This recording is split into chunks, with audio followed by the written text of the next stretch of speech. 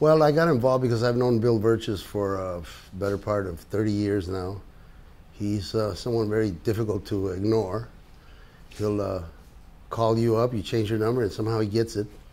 And he just won't take no for an answer. So that's how I came in kicking and screaming to theater. Plus, I wanted to do that. You know, I wanted to do theater.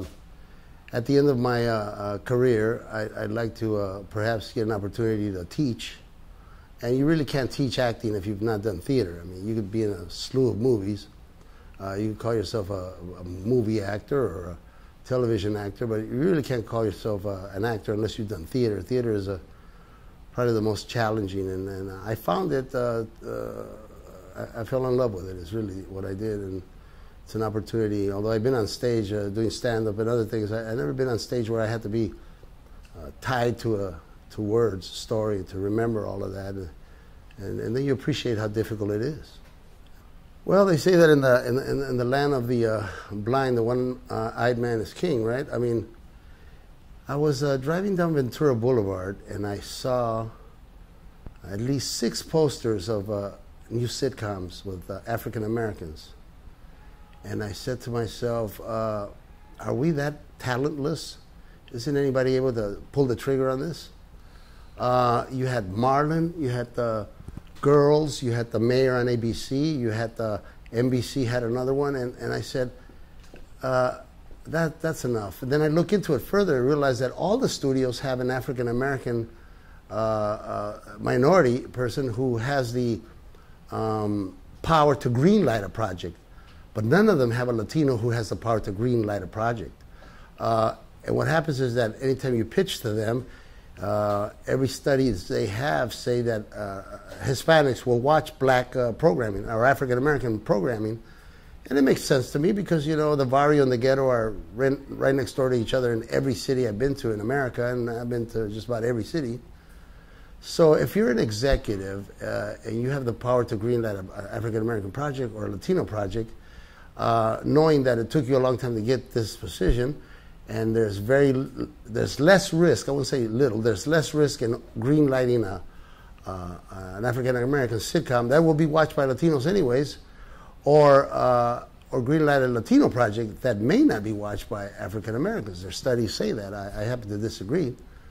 But I figured we were moving in the wrong direction. I mean, when you realize that, you know, in the 50s and 60s, we had Desi Arnaz, we had you know, the Joker was a Latino, Cesar Romero. We had a presence, a real presence in this. You know, we had Chico and the Man, we had Eric Estrada, we had Ricardo Montalban. We had shows that we weren't an aberration, you know. And you would think that 30, 40 years from now, today, that we would be commonplace. I mean, it doesn't reflect who we are. The census says that we surpassed African Americans in economic power. We surpassed them in numbers. And so why are we more numerous now and less visible? Something was wrong. And I also realized, I took a page from the activism of African Americans. If you remember, 2 years ago when African Americans felt that there weren't enough representation, that the Oscars are too white, they raised hell. Now, don't tell me it didn't work, because the next Oscars was arguably too black. Nobody will say that because they're liberals, but so it worked is what I'm saying. I'm not blaming African Americans. I mean, their activism has gotten the prominence that they deserve. I'm just upset at the lack of activism among Latinos. What happened? I came from the generation where we marched, we protested, we made a joyful noise, we let you know we're here, we would call sponsors. This generation is too busy. If they do protest, they protest through Twitter, Facebook. It's so impersonal, you know. I read a book. It says that somebody asked the Dalai Lama, how did he expect to free his country if China was so big and his country was so small, didn't have an army, didn't have nothing. He said that anytime you feel like you're insignificant and small, you should try sleeping with a mosquito. And that inspired me. I go, yeah, you know, maybe this won't make a tinker's dam, but it's my tinker and it's their dam. And I want people to see this play and go, this guy is probably, you know, what is he's upset because his project got canceled. He hasn't been hired. Yeah, I'll be honest with you. I'm upset about that because I see other projects that get greenlit, that, in my opinion, don't have the merit.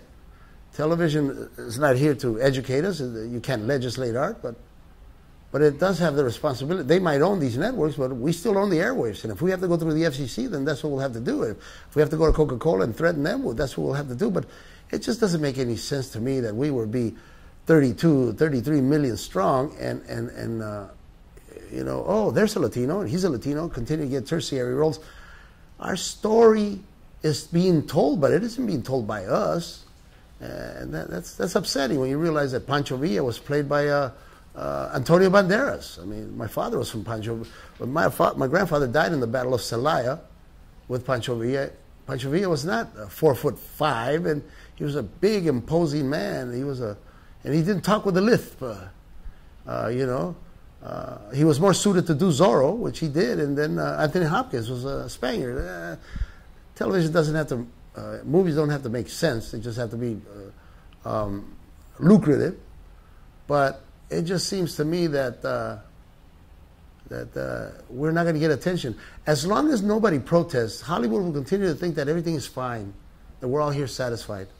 Well, at least one person isn't satisfied. I don't think they have... if they have an African-American green-lighting projects for Latinos, we'll never get it. Yes, you have your Eva Longorias. Yes, you have your Jennifer Lopez. You have one or two here, but there is no show that says this. You have the Millers. You have the Goldbergs. I want to see the Romeros, you know. I mean, will we watch that show? Yeah, it's funny. I want to see the Romeros. By you not having brown faces, we just walk outside. I can name you 25 cities where it's impossible to throw a rock in any direction in San Diego, Los Angeles, and not hit a brown person in the head.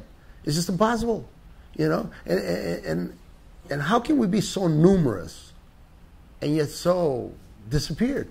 The #1 song around the world right now is Despacito. You have Chinese people dancing to our music.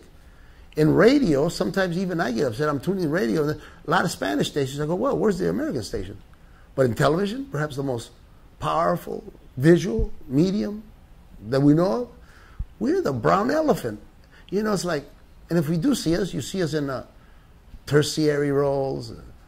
You know, what African-American people who greenlight executives, what they do is they'll have Snowfall, you know, by John Singleton. Let's see, well, let's make the Mexicans, the cartel boss as this guy. Now, that's all good and well if it's in real life, you know, but why the tertiary role, you know? You're going to tell me that Ricky Ross was more important than Pablo Escobar? You know, we're not getting our due, and it's not our fault. It's not their fault, it's our fault. Our story isn't being told because they are telling a story that how they perceive us. And unfortunately, my people have forgotten how to protest. We're passive. You know, it's not really our country. It's their country. It's not really our language. It's their language. You know, whatever they want to throw at us, fine. You know, in the whole scheme of things, being on television might not be all that important. But I think that when my kids or brown kids, when they sit and watch television, they don't see themselves. I think it's natural to have low self-esteem and to say, well, maybe we're not that important. Maybe we're relegated. You know, with a child, it all begins with that dream. It all begins with, It began with me. I saw Freddie Prinze and I said, hey, it'd be nice to do that. I think I'm funny. I think I'm good looking. I think I'm all these things, you know. And I'm here. I'm trying, you know. And in Hollywood and all, this is not to get Paul Rodriguez a job. I've had plenty of work. And this is, we as a people are totally being bamboozled. I mean, African Americans they're what, 22%, 20%, depending on what census you like. And yet on television, they're over 40%. So I think they took our 20, and I want that 20 back. I think we have a story to tell. I think we're viable. And if this makes me unpopular among African Americans, I'm sorry, I learned it from you. The squeaky wheel always the squeaky wheel gets the grease. I want us to squeak again, to holler, to say, yeah, excuse me, pardon me, even back then when the Addams family, one of them was named Gomez. You know, the Joker was Cesar Romero. Whatever happened to High Chaparral, you know, I mean, there's no way you can tell me that it is okay for them, for our story to be told through their eyes. No, that will not stand. If I have to be the mosquito that's going to be annoying you, well, so be it. Maybe this is my lot in life. I'm proud to do it. But no one is going to walk out of my play and say, yeah, I laughed, it was funny, but I didn't like it. No, you laugh, it teaches you a lesson. With a little bit of sugar, the medicine goes down, you know. I want this play was written for whoever wants to come and see it. Would I like Latinos to see it and get something out of it? Yeah. Exclusively Latinos? No. As a matter of fact, it'd be a lot better if non-Latinos saw it. Will African Americans say, well, why are you blaming us? You know, I'm not blaming you. I learned it from you, you know. I'm sure I'm going to get I don't know what I'm going to get, but it really doesn't matter. I'm really not looking for a job. I mean, Hollywood has it's not out there searching for the next 62-year-old hot leading man.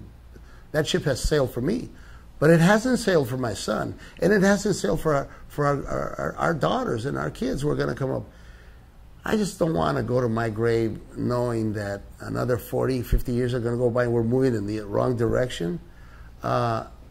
Whenever they look back, a generation that will bring us to task, call us on the mat on this, I want them to know there was at least one person that you weren't pulling the wool over our eyes.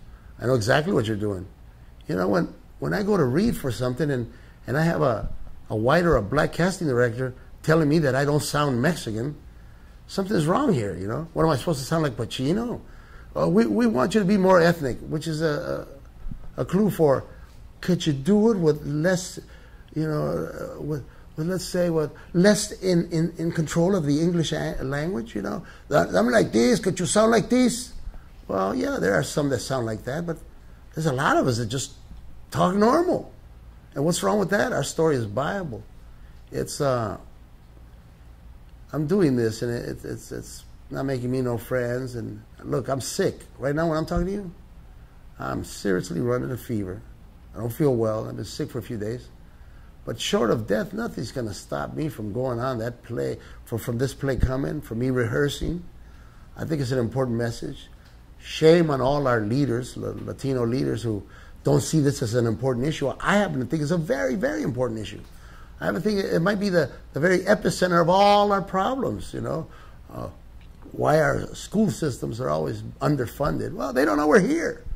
Why every one of us, you know, Arpaio gets pardoned by the president because all he did was just stop brown people, you know, at random, you know, violating everybody's rights. I'm not for illegal immigration, but I am illegal.